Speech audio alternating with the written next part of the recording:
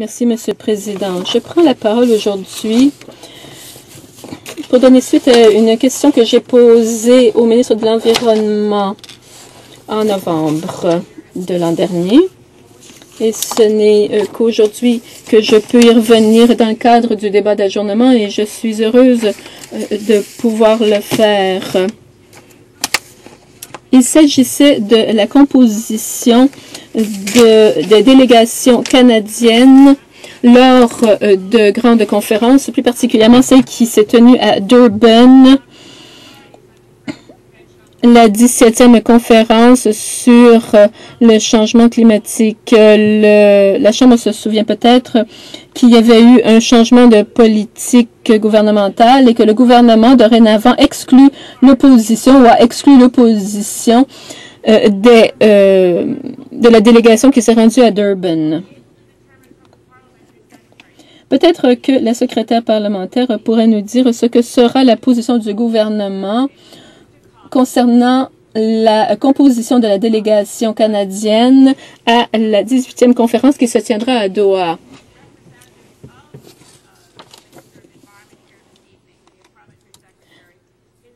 La secrétaire parlementaire pourrait peut-être confirmer si le Canada a l'intention de participer à cette conférence qui comprendra des négociations liées au protocole de Kyoto. Je pose la question, bien sûr,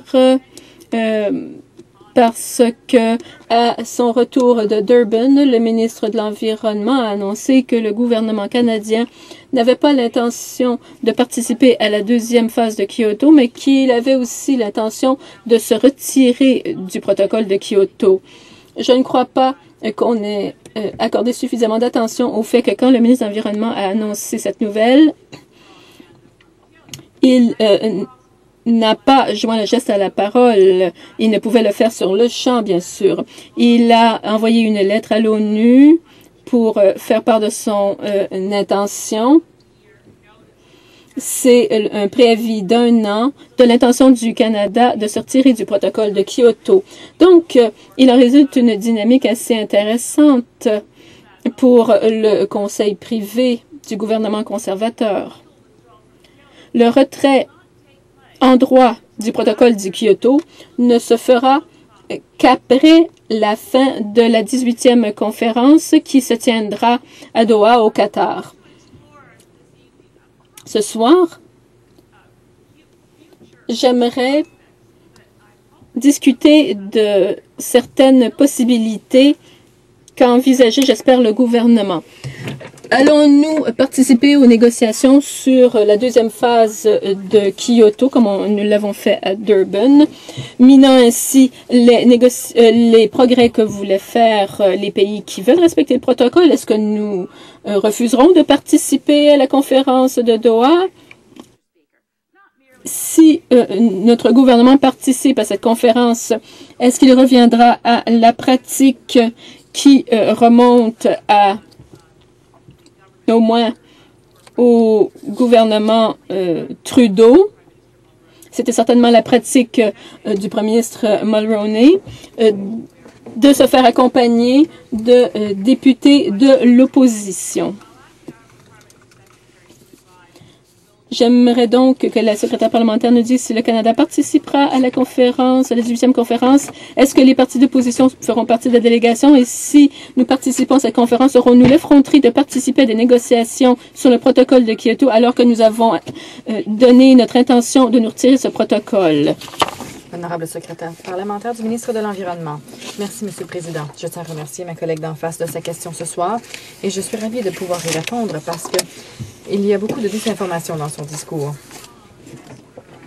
Tout d'abord, j'aimerais parler de la délégation, de la composition de la délégation à Durban. Notre gouvernement a établi clairement son approche en ce qui concerne nos priorités. Nous avons un mandat clair, celui de faire en sorte que notre économie continue de prospérer et faire en sorte que nous continuons de créer des emplois.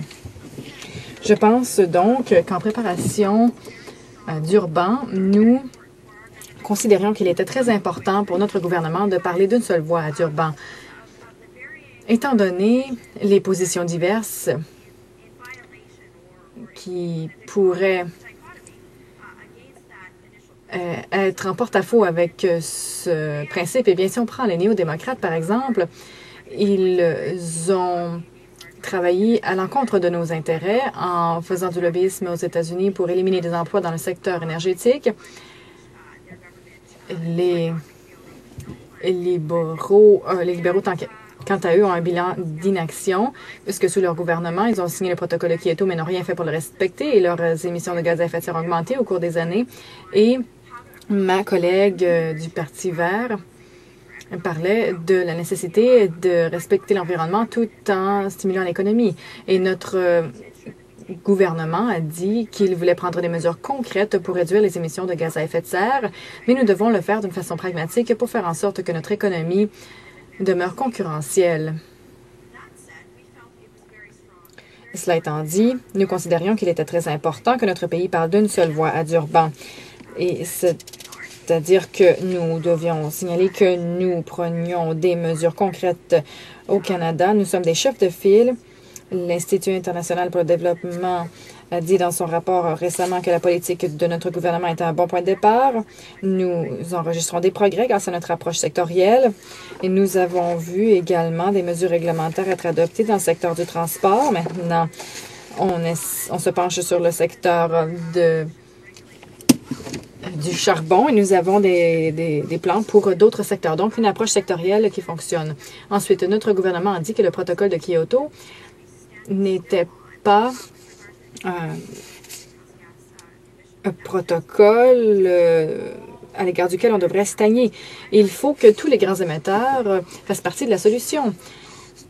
Elle doit reconnaître que le protocole de Kyoto, maintenant, ne représente que moins de 20 des émetteurs de gaz à effet de serre. Nous avons besoin d'un nouvel accord. Donc, il faut faire en sorte que tous ces pays se réunissent pour signer une entente qui comprend des cibles exécutoires. Parce que nous sommes fiers de notre approche et parce que nous considérions que les autres partis n'appuyaient pas cette approche, notre gouvernement a donc été fier de transmettre ce message à Durban.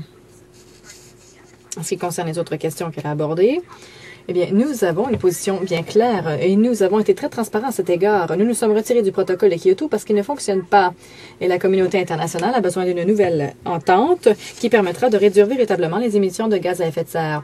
Par conséquent, nous continuerons de faire fond sur le travail qui a été accompli à Copenhague, à Cancun et à Durban en vue de cet accord, mais nous allons également continuer nous allons effectivement poursuivre notre approche sectorielle, équilibrée et responsable afin de réduire les émissions de gaz à effet de serre tout en faisant en sorte que notre économie ne soit pas désavantagée sur le plan concurrentiel.